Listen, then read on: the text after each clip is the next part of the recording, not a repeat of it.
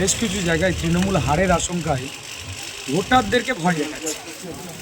বিজেপির কার্যকর্তাদের সাথে তো পারছে না, কিছু জায়গায় ভোটারদের, যেমন হরিশ্বক এলাকায় ভোটারদেরকে ভয় দেখাচ্ছে। ঘোষপুর এলাকায় এখন এই রাত্রিবেলা বাইক মিছিল করছে। তো পুলিশ সেন্ট্রাল ফোর্স কী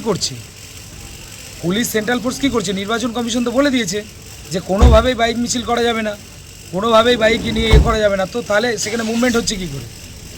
অবিলম্বে এসব স্টেপ নিতে হবে, আর তা নাহলে আমরা থানার সামনে বসে যাব। আপনি দেখা করলেন থানায়, কি বললো? ওসি সাহেব নেই, জাস্ট বলে এলাম। আমি এসপি সাহেবের সাথে কথা বললাম এখনই। আমি এসডিপিও সাহেবকে পাঠিয়েছি, ওসি সাহেবকেও পাঠিয়েছি। যদি ইমিডিয়েট অ্যাকশান না নেওয়া হয়, যদি ওই সকল তৃণমূল নেতারা যারা ডিস্টার্ব করছে তাদেরকে ইমিডিয়েট অ্যারেস্ট না করা হয়, আমরা কিন্তু রাস্তায় নামব। কারা করছে কি জানতে পারলেন? নাম কিছু? তৃণমূলের হরিশ্বকের আছে ইঞ্জু মল্লিক, ওর নেতৃত্বে কিছু দলবল আছে, পাড়ায় পাড়ায় গিয়ে ভোটারদেরকে চমকাচ্ছে। আর সেই সঙ্গে আরেকজন আছে যার নাম